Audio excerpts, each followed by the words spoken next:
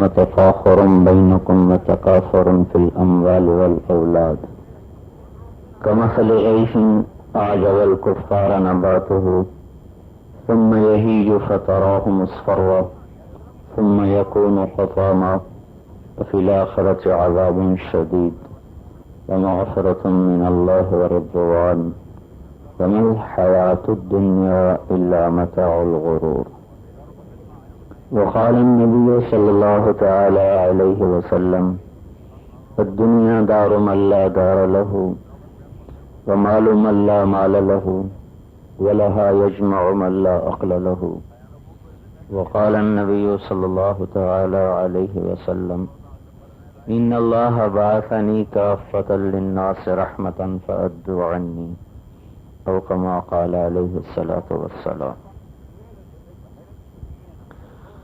میرے محترم بھائیو اور دوستو، ان اللہ لم يخلق خلقا ابغض الیہ من الدنیا لم ينظر الیہا منذ خلقها. اللہ تعالیٰ نے اس دنیا سے بدتر کوئی مخلوق پیدا نہیں فرمائی.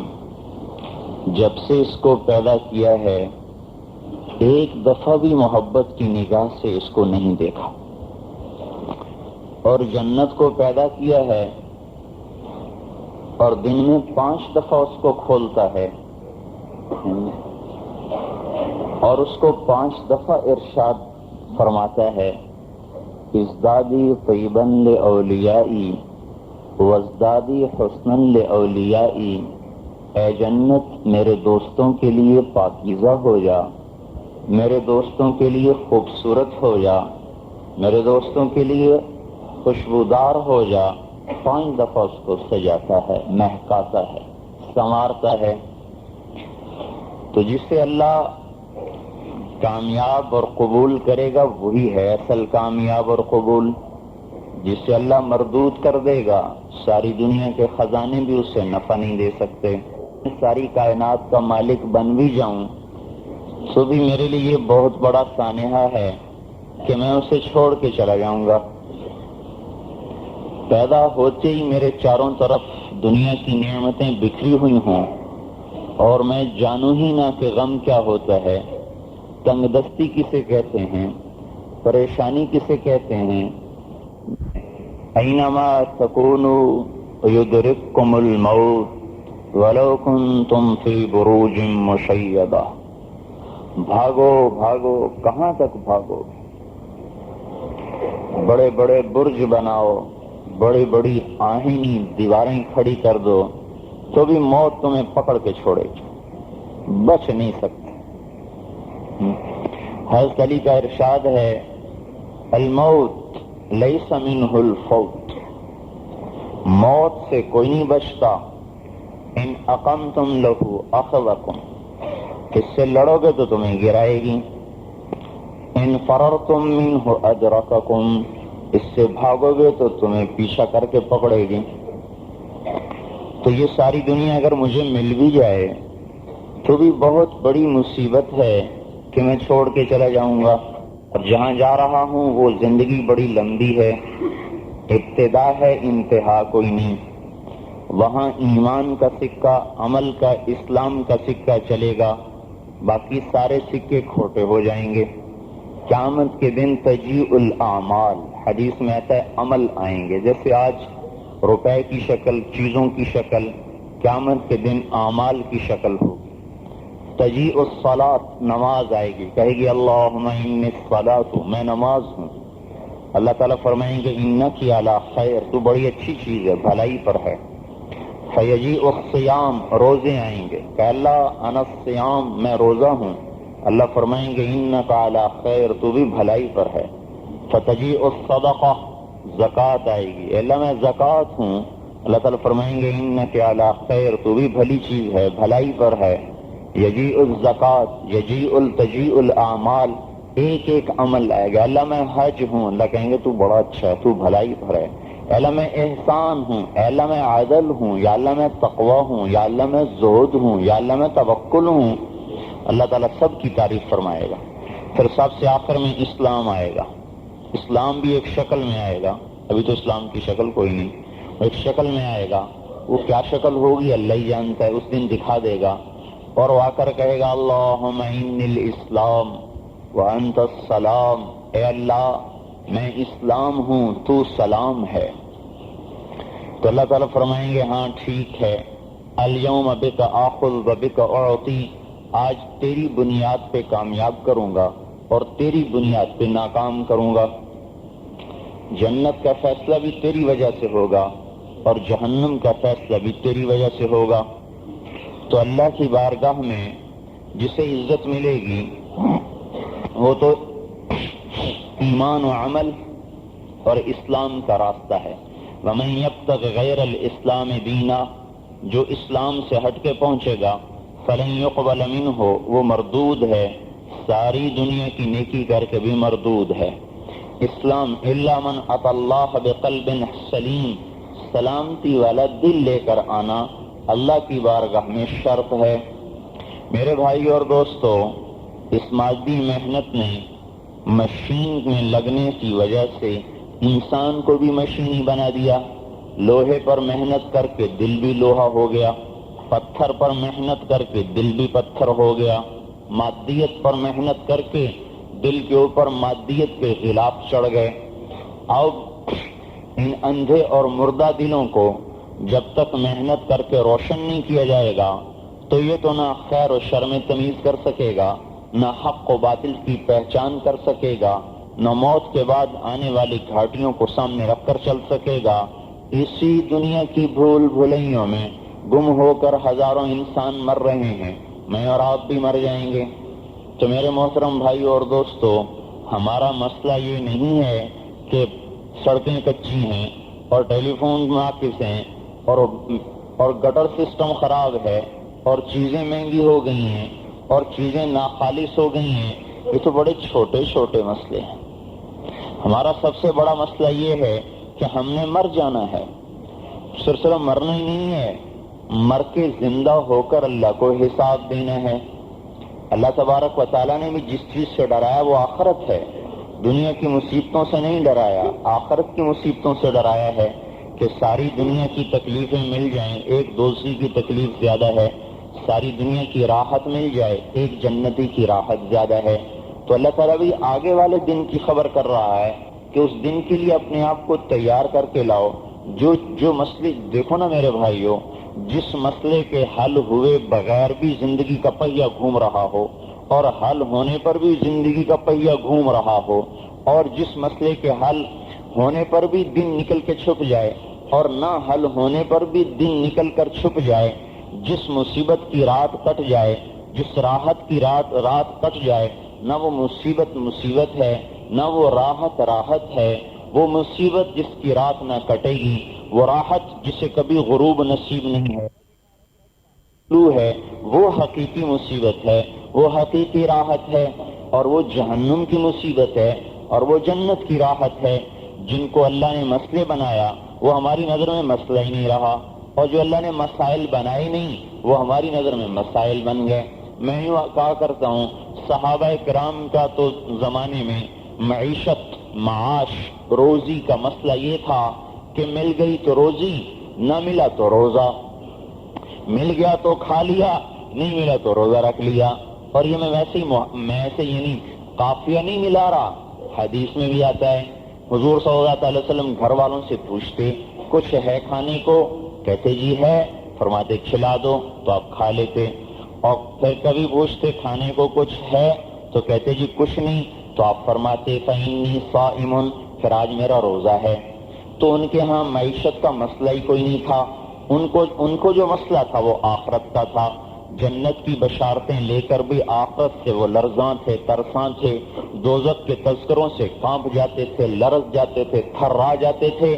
ہمارے اوپر نہ جنت کا اثر ہے نہ دوزخ کا اثر ہے۔ جنت کو سن کے بشاشت نہیں، دوزخ کو سن کے کوئی غم کی پرچھائی نہیں۔ ہمیں دنیا ہی کی خوشیوں سے چہرے بدلتے ہیں، دنیا کے غم سے چہرے اترتے ہیں۔ ہماری خوشی اور غم کا معیار جنت اور دوزخ نہیں، ہماری خوشی اور غم کا معیار ہماری اپنی ذاتی ضرورتیں اور تقاضے ہیں۔ میرے بھائیوں، میں اور ایک جانور آج ایک ہی طرز پر زندگی گزار رہے ہیں۔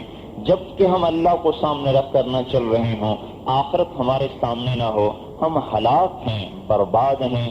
یہ کوئی مسائل نہیں جو مسائل اچھا حل بھی ہو گئے، فرض کرو سارے ہی حل ہو گئے، موت کا مسئلہ کیسے حل کریں؟ یہ مسئلہ کیسے حل ہو کہ موت سے بھاگ نہیں سکتے؟ این المفر، بھاگو، این المفر، اللہ تعالیٰ تو اعلان کر رہا ہے بھاگو۔ قیامت کے دن اللہ تعالیٰ کہے گا بھاگو، کہاں بھاگو گے؟ اب دنیا کے راستے بند ہیں۔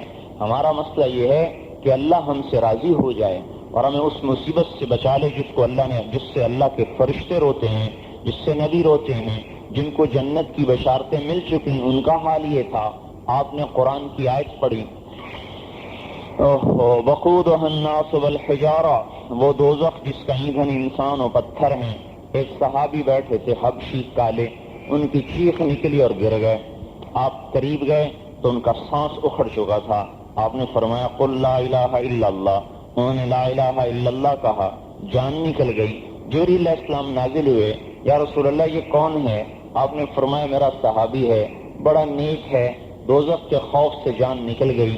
تو جبریل علیہ السلام نے عرض کیا، یا رسول اللہ، اللہ تعالیٰ فرما رہے ہیں جو دنیا میں ڈرے گا آخرت میں اسے ہنساؤں گا، اور جو دنیا میں بے خوف ہوگا آخرت میں اسے خوف کی غاروں میں دھکیل دوں گا۔ یہ جنتی لوگ ہیں، دوزخ سن کے مر رہے، آیت سنی اور پھڑک گئے، اور ایسا رونا رو رہے ہیں کہ فرشتے بھی رو رہے ہیں۔ ایک صحابی گھر میں نماز پڑھ رہے، تہجد کی، قرآن کی آیت پڑھ رہے، دوزخ کا تذکرہ اس میں چل رہا ہے، تو پڑھتے پڑھتے چیخ نکلی، وَغَوْثَاهُ مِنَ النَّارِ، اے اللہ تیرے ہی سامنے فریاد کرتا ہوں جہنم سے تو ہی بچا، اور روئے، چیخ نکلی۔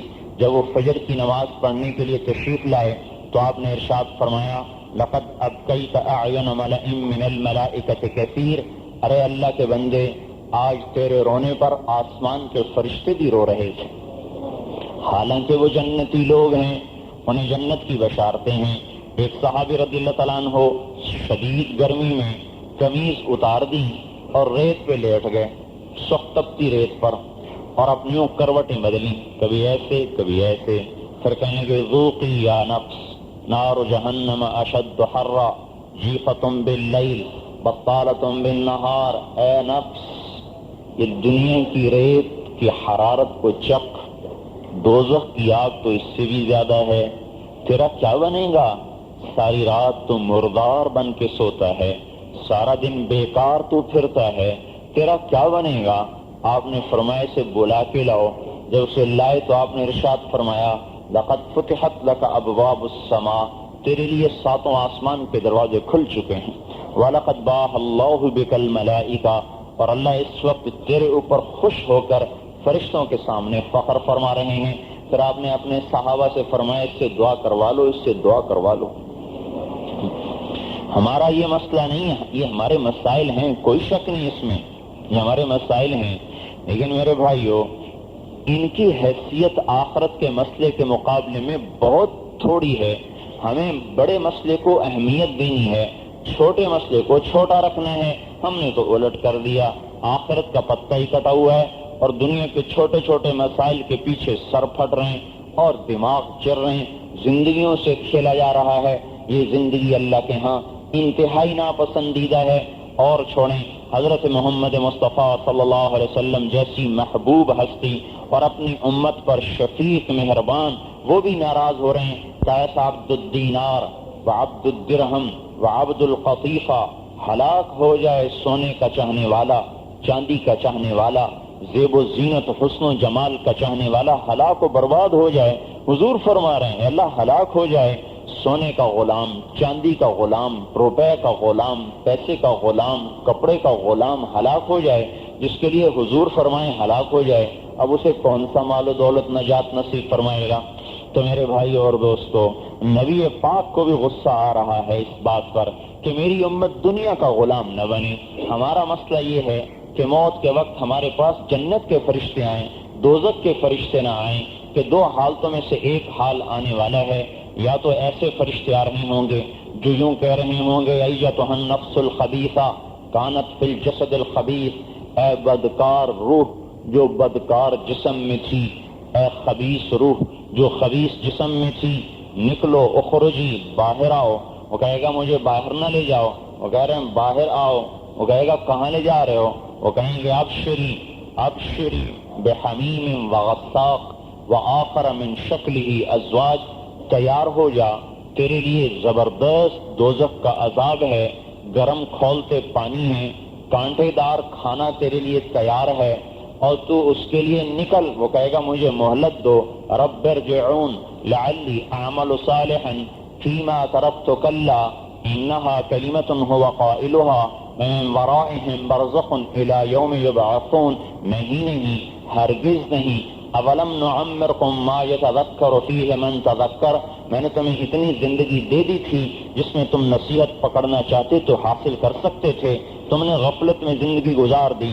اب جب موت نے حلق دبایا اور موت نے سانس اکھاڑا اور موت نے جسم کو لرزایا اور آ کر اس کو جھٹکا دیا، اب تم کہتے ہو مہلت دو، کلا کلا، مہلت ختم ہو گئی، اب تو آگے چلنا پڑے گا، یا تو یہ ہونے والا ہے۔ اور میرے محترم بھائی اور دوستو، یا اس کا الگ ہونے والا ہے، اس کا دوسرا نظام چلنے والا ہے۔ ان الذین قالوا ربنا اللہ ثم استقاموا تتنزل علیہم الملائکہ الا تخافوا ولا تحزنوا وابشروا بالجنة التي كنتم توعدون نحن اولیاؤکم فی الحیاة الدنیا وفی الآخرہ ولکم فیہا ما تشتہی انفسکم ولکم فیہا ما تدعون نزلا من غفور الرحیم۔ اللہ تعالیٰ ایمان عمل والا اور اللہ کا نیک محبوب مقدس بندہ، جب اس کی موت کا وقت آئے گا تو جنت کے فرشتے آ رہے ہیں اور کہہ رہے ہیں ایتھا النفس الحمیدہ، اے نیک روح، کانت فی الجسد الحمید، جو نیک جسم میں تھی، اے قابل تعریف روح جو قابل تعریف جسم میں تھی، اخرجی، آئیے باہر آ جائیے، وابشری، اور آپ کو خوشخبری ہو، بروح و ریحان، جنت کی خوشبو کی اور جنت کے باغات کی، ورب راض عنک غیر غضبان، اور آپ کو خوشخبری ہو کہ آپ کا رب آپ پہ راضی ہو چکا ہے۔ یہ خوشخبری سن کر وہ کہے گا مجھے لے چلو لے چلو، اللہ کی طرف لے چلو۔ اس کی سب سے بڑی اس وقت خوشی یہ ہوگی کہ میری زندگی کا تار ٹوٹ جائے، میرا اکھڑتا سانس اکھڑ جائے اور میں اپنے رب کے پاس پہنچ جاؤں اور جنت کو دیکھ لوں۔ یہ اس کی زندگی کی اس وقت سب سے بڑی تمنا ہوگی۔ اوپر والوں کی تمنا ہوتی ہے اللہ اللہ بچا لے بچا لے بچا لے، اور وہ کہہ رہا تھا اللہ مجھے لے جا مجھے لے جا مجھے لے جا۔ جب وہ جنت کے نظارے دیکھ لیتا ہے، اللہ کی رحمت کے فرشتے دیکھ لیتا ہے، وہ کہتا مجھے دنیا میں واپس نہ لے جاؤ، اِلَىٰ دَارِ الْحُمُومِ وَالْأَحْزَانِ، غم اور دکھ کے گھر سے تو جان چھوٹ رہی ہے، مجھے واپس نہ لے جاؤ۔ ہمارا سب سے بڑا مسئلہ یہ ہے کہ ہمیں موت کے وقت جنت کا فرشتہ لینے آئے، جہنم کے فرشتے نہ آئیں، اور اللہ کی بارگاہ میں پہنچ کر جب بدکار کی روح جاتی ہے پہلے آسمان سے نیچے پھینک دی جاتی ہے۔ ہمارا مسئلہ یہ ہے کہ ہمارے لیے آسمان کے دروازے کھلتے چلے جائیں اور اللہ کا عرش ہمارا استقبال کرے، جیسے حدیث پاک میں آتا ہے اہتز عرش الرحمن، عرش کا اللہ کا عرش حضرت سعد بن معاذ کی موت پہ جھوم رہا تھا کہ آج سعد بن معاذ میرے اوپر آ رہے ہیں، اور عرش کے فرشتے استبشر بہ اہل السماء، حضور صلی اللہ علیہ وسلم کی خدمت میں جبریل علیہ السلام نازل ہوئے، یا رسول اللہ کس کا انتقال ہوا ہے؟ فرمایا کیا بات ہے؟ کہا آسمان کے فرشتے خوشیاں منا رہے ہیں کہ آج کوئی بڑا اونچا انسان آ رہا ہے، اس کا استقبال کے لیے وہاں نظام چلایا جا رہا ہے۔ آپ نے فرمایا سعد بیمار تھا، کہیں وہ نہ فوت ہوا ہو۔ پتہ چلا کہ سعد بن معاذ انتقال کر گئے، ان کے لیے فرشتے خوش ہو رہے ہیں، استقبال کیے جا رہے ہیں، اللہ کا عرش جھوم جھوم رہا ہے کہ آج سعد بن معاذ آ رہے ہیں، کیونکہ ایمان والے کی روح عرش کے نیچے جا کے سجدہ کرتی ہے۔ تو ہمارا سب سے بڑا مسئلہ یہ ہے کہ ہماری روح کے لیے آسمان کے دروازے کھلتے چلے جائیں اور اللہ کے عرش کے سامنے سجدے کی اجازت ملے۔ یہ بھی کوئی مسئلے ہیں کہ پراٹھا نہیں ملا اور میرے بچوں کو اعلیٰ تعلیم نہیں ملی، گرمی سردی کے جوڑے نہیں ملے، یہ ہمارے بڑے چھوٹے مسئلے ہیں۔ جب بڑے مسئلے حل ہو جائیں گے تو چھوٹے بھی حل ہو جائیں گے، اور اگر بڑا حل نہ ہوا تو چھوٹوں کو حل کر کے ہم کب تلک تابک ہے تک ہرس و ہوس کو چھوڑ میاں، کیوں دیس بدیس پھرے مارا، سب ٹھاٹ پڑا رہ جاوے گا، جب لاد چلے گا بنجارا، یہ تو کھیل کا سامان ہے، کھیل ہے، کود ہے، دھوکے کا گھر، مکڑی کا جالا اور ساری کی ساری قیمت مچھر کا پر ہے۔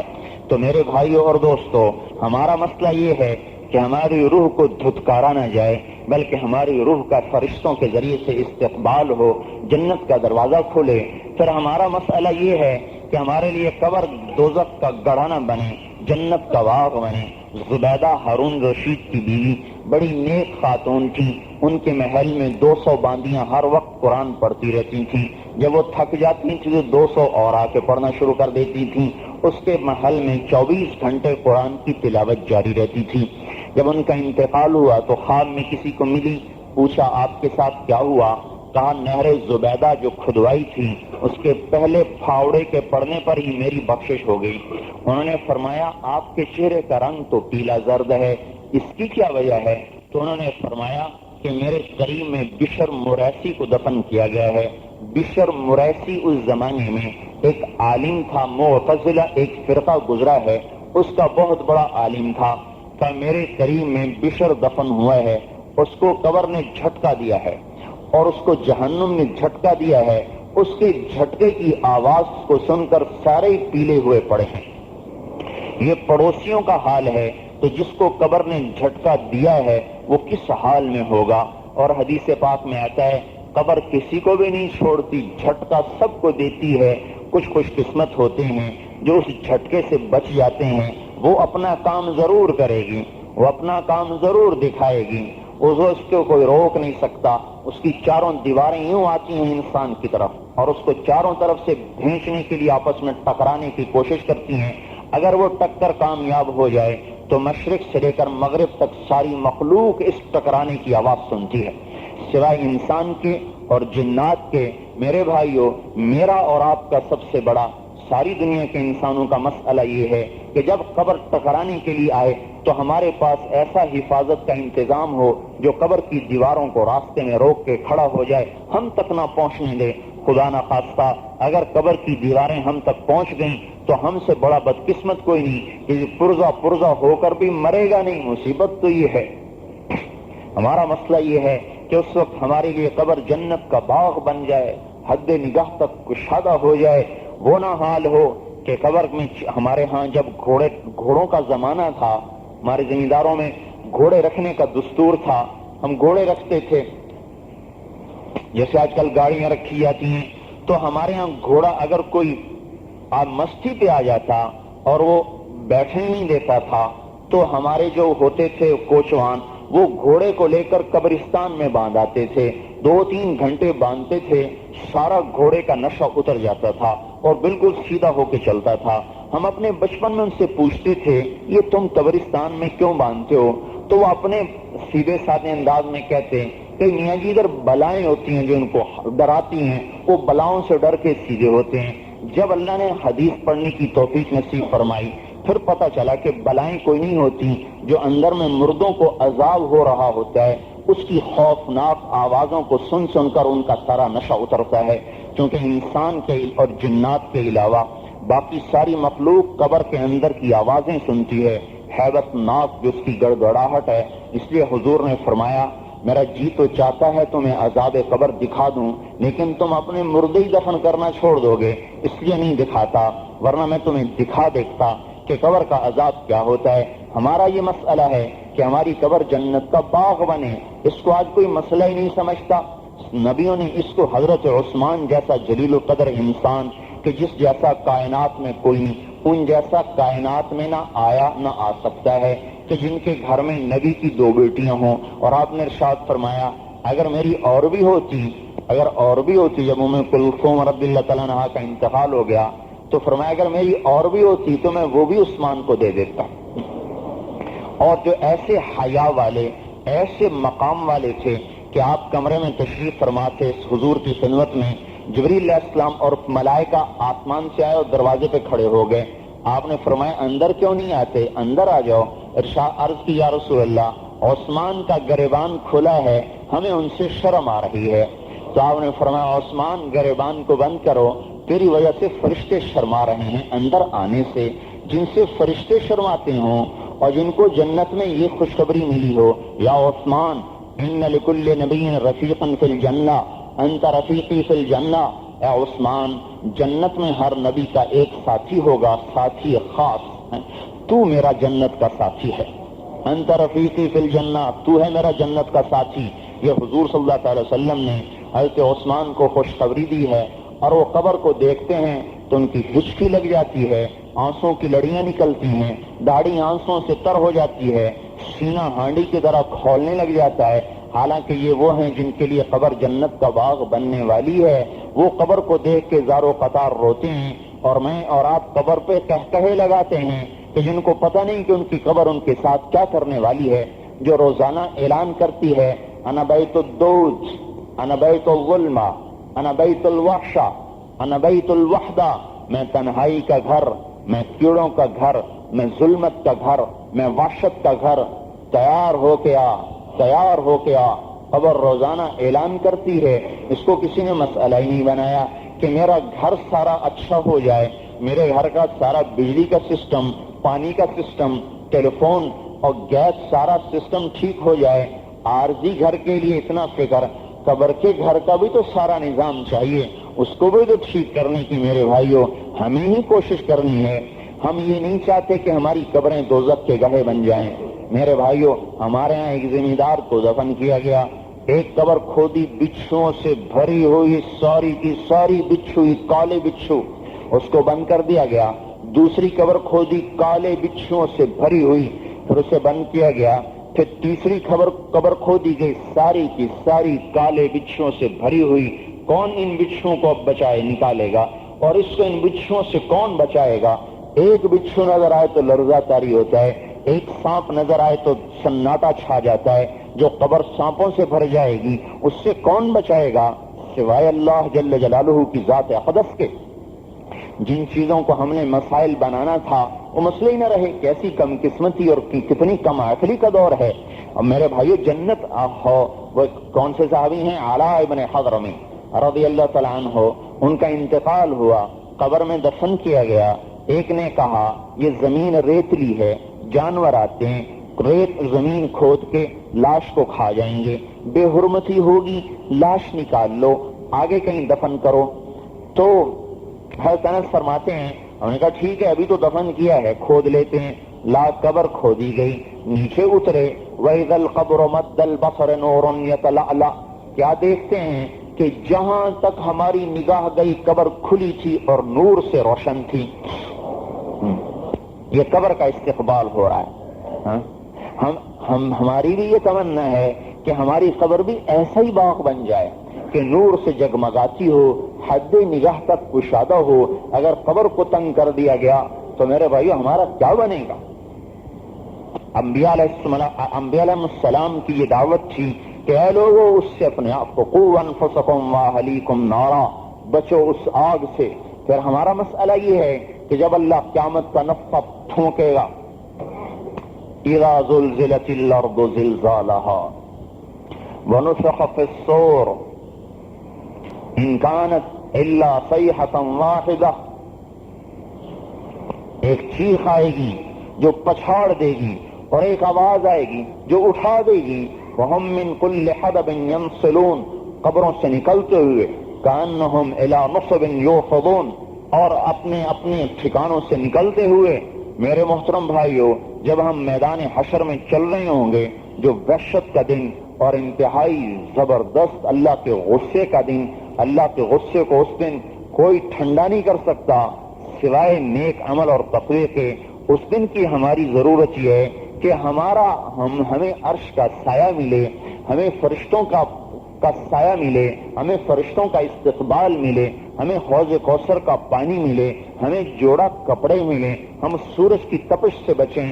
12,000 فارنہائٹ درجہ حرارت ہے سورج کا، اور اس کا 20 کروڑواں حصہ زمین پہ آتا ہے۔ سورج کی گرمی کے 20 کروڑ حصے کیے جائیں تو ایک حصہ زمین پہ آتا ہے، اور اس دن یہ سورج سر پہ ہے، علی قدر میلن، ایک میل کے فاصلے پر ہے، زمین تانبے کی طرح، قاعًا صفصفا، ایک چٹیل میدان، لا تری فیہا عوجا ولا امتا، نہ اس میں گڑا ہوگا نہ ٹیلا ہوگا، اس دن کی گرمی سے اللہ آپ کو بھی بچا لے، مجھے بھی بچا لے، یہ ہماری ضرورت ہے، ساری دنیا کے مسلمانوں کو بچا لے، یہ ہم ساری دنیا کے مسلمانوں کی ضرورت ہے۔ 50 برس کی زندگی سے پریشان ہیں، 50,000 سال کی گرمی سے کیسے بچیں گے؟ یہاں تو اے سی چل گئے، چلو غریب نے پنکھا خالی لگا لیا، دیہات میں ہے کوئی پنکھا بھی نہیں تو وہ درخت کے سائے تلے بیٹھ کے اس نے اپنا دن گزار لیا۔ اس دن کی گرمی سے کون بچائے گا؟ جس دن یوم لا ظل الا ظلہ، جس دن اللہ کے سائے کے سوا کوئی سایہ نہیں ہوگا، اس دن کون بچانے والا ہے؟ اس کو کوئی دانشور نہیں سوچتا، کوئی M S C B S C نہیں سوچتا، کوئی پی ایچ ڈی کوئی ڈگری والا نہیں سوچتا۔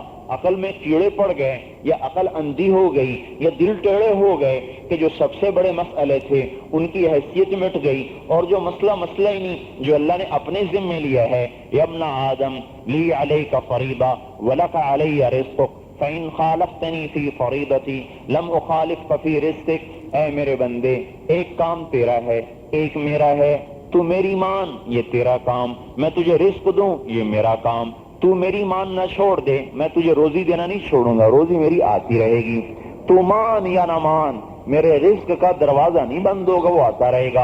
ابراہیم علیہ السلام کے پاس مجوسی آ گیا، مہمان، انہوں نے فرمایا میں مسلمان کو کھلاتا ہوں، کافر کو نہیں کھلاتا۔ اس نے کہا میں مذہب نہیں بدلتا، اٹھ کے چل دیا، پیچھے جبریل آ گئے، یا رسول اللہ، اللہ تعالیٰ فرما رہے ہیں ابراہیم منکر تو میرا تھا، 70 سال سے میں نے تو روٹی بند نہیں کی، میں تو 2 وقت فلا تسألنی عن رزق غد۔ اے میرے بندے، جب میں نے تمہیں کل کا کوئی حکم نہیں سنایا تو تم کل کی روزی مجھ سے کیوں مانگتے ہو؟ بھائی دیکھو نا، کام پر ہی تو معاوضہ ہے نا، کام کرو معاوضہ لو، کام کرتا نہیں کیا تب معاوضہ دو۔ بھائی کس بات کا معاوضہ جی؟ کام تو کیا نہیں آپ نے۔ تو یہی اللہ تعالیٰ کہہ رہے ہیں جب میں نے تمہیں کل کا کوئی حکم نہیں سنایا، اب کل تو بڑی دور ہے نا، ابھی عشاء کی نماز بھی ہمارے اوپر فرض کوئی نہیں، کیوں؟ وقت ہی نہیں آیا۔ تو اللہ تعالیٰ فرما رہے ہیں کہ جب میں تمہیں کل کا کوئی حکم نہیں دے رہا تو تم کل کی روزی کے لیے پریشان کیوں ہو رہے ہو؟ جی کل کیا ہوگا، مستقبل میں کیا ہوگا؟ ایک جو مستقبل کا خیال ہے یہ حال کے اندر بے فرمان بنا دیتا ہے۔ مستقبل آنے والا خدشہ جو یقینی نہیں، شکی چیز ہے، وہ یقینی وقت کو بے فرمانی میں گزروا دیتا ہے۔ تو اللہ تعالیٰ کہہ رہے ہیں ارے میرے بندے، میں تو تجھ سے کل کا کوئی سوال نہیں کیا، تو کل کی روزی کے بارے میں کیوں مجھ سے سوال کرتا ہے؟ فإنی لم انس من عصانی، میں تو بے فرمانوں کو نہیں بھولتا۔